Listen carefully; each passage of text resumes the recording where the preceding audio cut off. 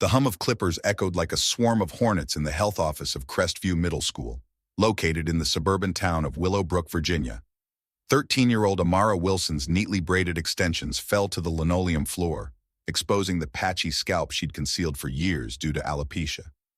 Ms. Clara Hensley, a seasoned teacher with a steely gaze, stood over the scene, her expression one of grim satisfaction as she directed the school nurse to keep shaving until Amara's head was bare.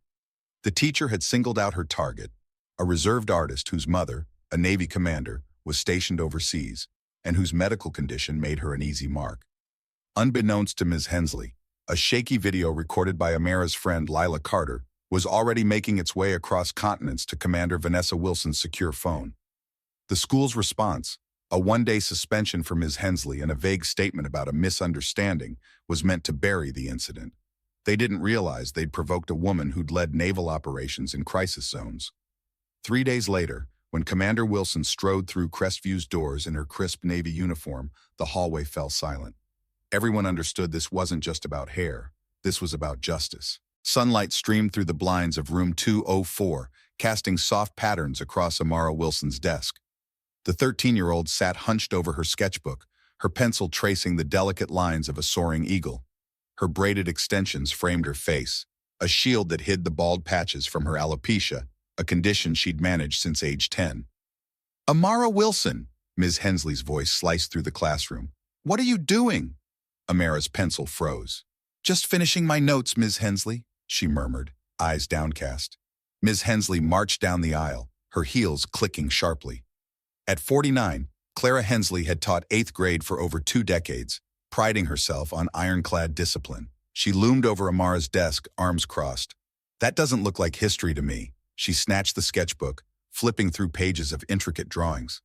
The class went quiet. "This is why your grades are slipping. Too busy playing artist to focus." Amara's grades were stellar. She was among the top students. But she didn't argue. She stared at her desk, willing the moment to pass. "And these braids," Ms. Hensley continued, her tone dripping with disdain. "So flashy. Don't you think they're a bit much for school?" A few students shifted uncomfortably. Lila Carter, Amara's best friend since 3rd grade, shot her a worried glance. The morning announcements crackled over the intercom, interrupting the tension. Principal Gordon Hayes' voice droned. "Attention students and staff. Our updated dress code is in effect. All students must adhere to the appearance standards outlined in the handbook." Ms. Hensley's lips curled into a thin smile. "How convenient." She tossed the sketchbook back onto Amara's desk. "Stand up, Ms. Wilson." Amara rose slowly, her heart pounding. 26 pairs of eyes followed her. "Front of the class," Ms. Hensley ordered, pointing to the whiteboard. Amara shuffled forward, her gaze fixed on the floor. "Class, this is a dress code violation," Ms. Hensley announced, circling Amara. "These braids are excessive and distracting. The handbook mandates neat, conservative hairstyles." "Ms. Hensley," Amara whispered, "I have a medical—" "Speak up," Ms. Hensley snapped. "If you have something to say, let us all hear it." Amara swallowed. "I have a medical condition. My mom got permission from the school for my hair." Ms. Hensley's eyes narrowed. "A medical condition requiring fancy braids? That's creative." She turned to the class. "See how students make excuses to skirt rules?" No one laughed. The silence was oppressive. "Remove those extensions now, or you're going home," Ms. Hensley declared. "Your choice." Tears welled in Amara's eyes. "Please, I can't. My mom—" "Your mother isn't here," Ms. Hensley interrupted. "And I doubt she'd approve of you lying to a teacher." She grabbed Amara's arm. "Let's go. The health office will handle this." As Ms. Hensley pulled Amara toward the door, Lila discreetly slid her phone from her pocket and hit record, capturing the teacher's grip and Amara's frightened expression. The hallway seemed endless as Ms. Hensley marched Amara to the health office, her fingers digging into the girl's arm. Curious students peered from classrooms, whispering as they passed. "Nurse Bennett," Ms. Hensley called, entering the small office. "This student's hair violates the dress code. She claims a medical condition, but I'm skeptical." Nurse Sarah Bennett looked up from her paperwork, frowning at Amara's tear-streaked face. "What's the issue?" "Her hair," Ms. Hensley said flatly. "It's against regulations." "I have alopecia," Amara managed, her voice trembling. "My mom filed paperwork. Please check." Nurse Bennett started toward the filing cabinet. "Let me look." "No need," Ms. Hensley interrupted. I checked her file this morning. There's a general medical form, but nothing about hair exemptions. This was a lie, but Amara was too overwhelmed to challenge it. But my mom talked to Principal Hayes, she insisted. Please call her. Your mother's deployed, isn't she? Ms. Hensley's tone turned falsely sympathetic, her eyes cold. Rules are rules. We need to remove these extensions for fairness and hygiene. Nurse Bennett hesitated. Shouldn't we contact her father first? I have parental permission on file, Ms. Hensley lied smoothly. This is a policy matter. We're authorized to enforce the dress code. Still uncertain, Nurse Bennett glanced between Ms. Hensley and Amara. If there's permission, there is, Ms. Hensley insisted. Do you have clippers? These extensions need to come off. Amara's blood ran cold. No, please, she begged. My hair. But Ms. Hensley was already guiding her into the exam chair. Nurse Bennett reluctantly retrieved clippers from a drawer, her unease palpable. This is for your own good, Amara, Ms. Hensley said, switching on the clippers. The buzz filled the room. Everyone follows the same rules. With swift motions, Ms. Hensley began cutting Amara's braids, revealing the sparse, patchy hair beneath. Tears streamed down Amara's face as her protective shield fell away. But Ms. Hensley didn't stop. The clippers continued, shaving what little natural hair remained. That's enough, Nurse Bennett finally said, stepping forward. But it was too late. Amara's scalp was nearly bare, her reflection in the office mirror unrecognizable. There, Ms. Hensley said, switching off the clippers. Now you're compliant. Amara's body shook with silent sobs, her hands reaching for her exposed scalp. The cold air stung her skin. Take a moment to compose yourself, Ms. Hensley said, placing the clippers on the counter. Then return to class. She left the office, leaving Amara with Nurse Bennett. I'm so sorry, the nurse whispered, clearly distressed. I didn't think She trailed off, unable to find words. Let me call your father. Amara couldn't speak. She curled into herself, her world shattered. I want my mom, she whispered. I'll call your dad now, Nurse Bennett promised, stepping out to make the call. Minutes later, the door creaked open. Lila peeked in, her eyes widening at Amara's appearance. Without a word, she rushed over, pulling off her sweatshirt and draping it over Amara's head. I saw what happened, Lila said, her voice shaking with anger. I recorded it. My cousin's going to help us. That woman can't get away with this. Amara said nothing, pulling the sweatshirt tight around her face, staring blankly ahead. That evening, as Lila's video began circulating online, Crestview Middle School issued a statement. We are aware of a disciplinary misunderstanding today. The teacher involved has been suspended for 1 day pending investigation. The privacy of all parties will be respected. No mention of the shaving, no mention of Amara's condition, no mention of the trauma inflicted on a 13-year-old. Marcus Wilson paced his living room, phone pressed to his ear. The former Marine had been trying to reach his wife, Vanessa, for hours. Vanessa, call me as soon as you get this, he said, voice strained. It's about Amara. Something awful happened at school. Upstairs, Amara sat silently on her bed, the sweatshirt still covering her head. She hadn't spoken since Marcus picked her up from school. The sight of her bare scalp had unleashed a torrent of emotions. Rage, grief, helplessness. But Amara needed him, so he'd brought her home, supporting her when her legs faltered. Across town, Principal Hayes called an emergency meeting in his office. This is a disaster, he muttered, loosening his tie. At 60, he'd hoped to retire quietly. What were you thinking, Clara? Ms. Hensley sat rigidly, defensive. I was enforcing the dress code as instructed. The girl was defiant. The district's attorney, Leonard Price, cleared his throat. We can frame this as a miscommunication. The video doesn't show the shaving. We have the dress code to back us up. Ms. Hensley nodded. She claimed a medical condition, but there was no specific hair exemption in her file. Was there anything about alopecia? Hayes asked, recalling a conversation with Vanessa Wilson. Not that I saw, Ms. Hensley replied too quickly. Price tapped his pen.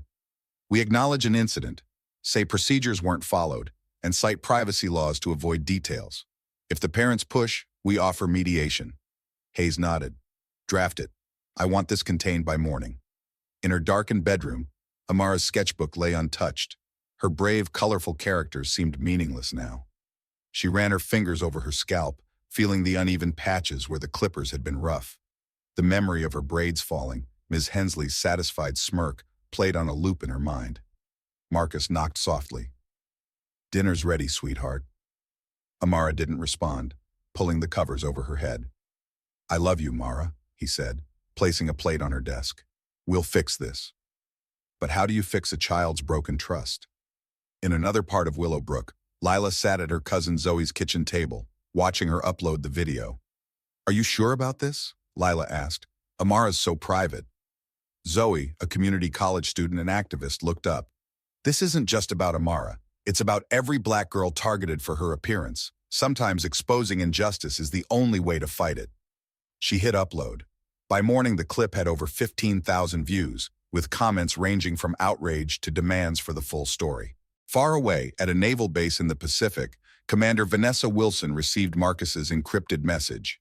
Her composure cracked as she watched the video of Amara being marched down the hallway, fear etched on her face. The message read, Amara needs you. They shaved her head. She hasn't spoken in 2 days. I'm trying, but I don't know what to do. Vanessa's hand covered her mouth, stifling a cry. 22 years in the Navy hadn't prepared her for this. Within minutes, she was requesting emergency leave.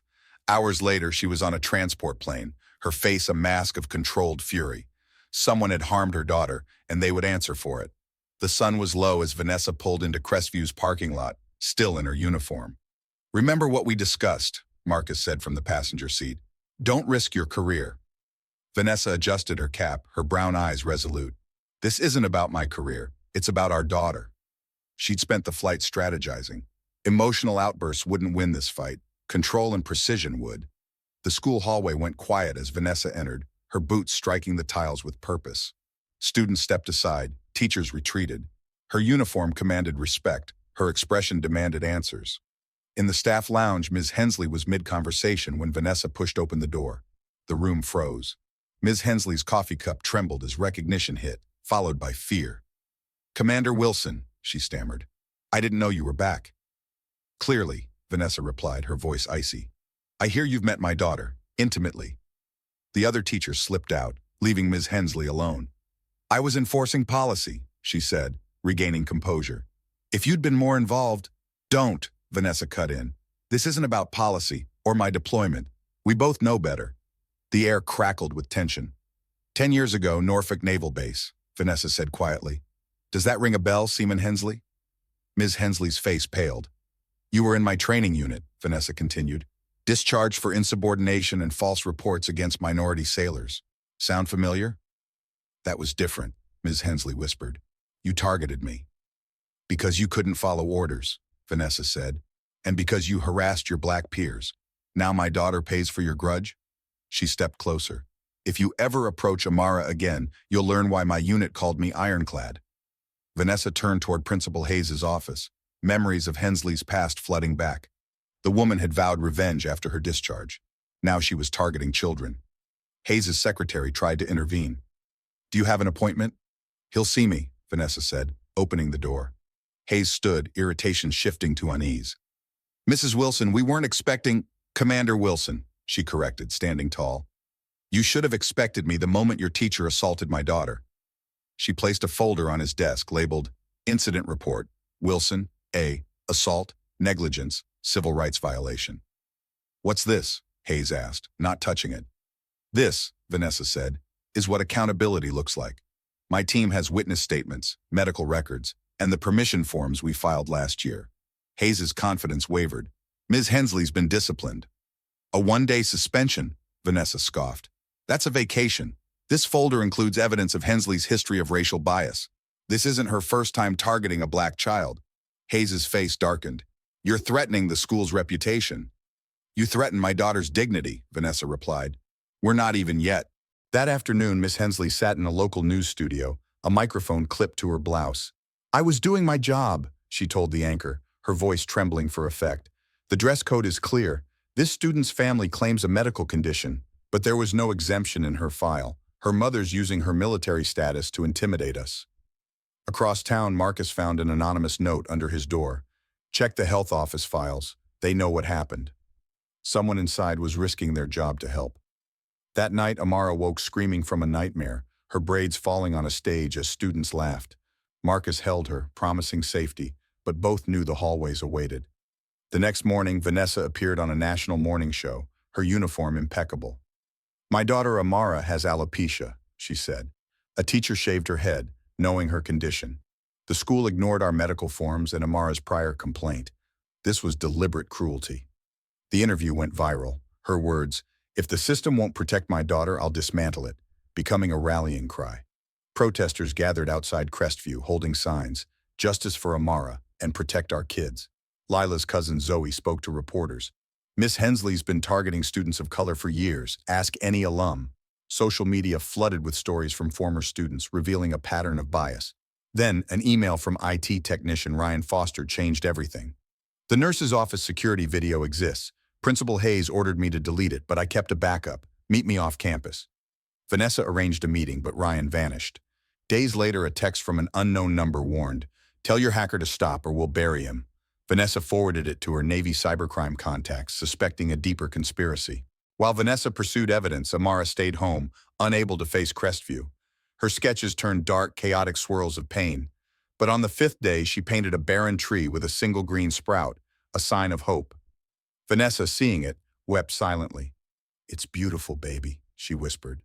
Amara met her mother's eyes, a fleeting connection that spoke volumes. A local gallery offered Amara an anonymous exhibition. Titled Uncovered Asterisk, it featured her paintings, tracing her trauma and resilience. The centerpiece, a bald black girl amid burning desks, her expression defiant, sold out within hours, going viral globally.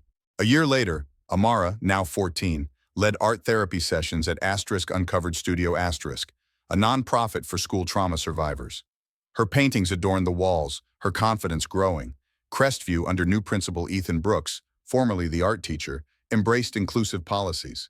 Marcus ran a support group for military parents, while Vanessa founded a national foundation for school trauma victims.